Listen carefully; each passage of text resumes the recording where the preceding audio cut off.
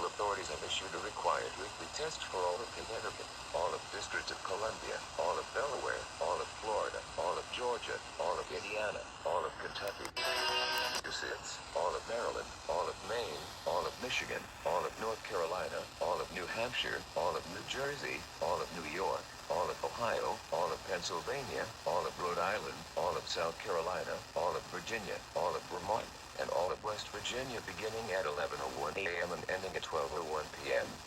Test message EAPAWS open cap EAS feed configuration test message.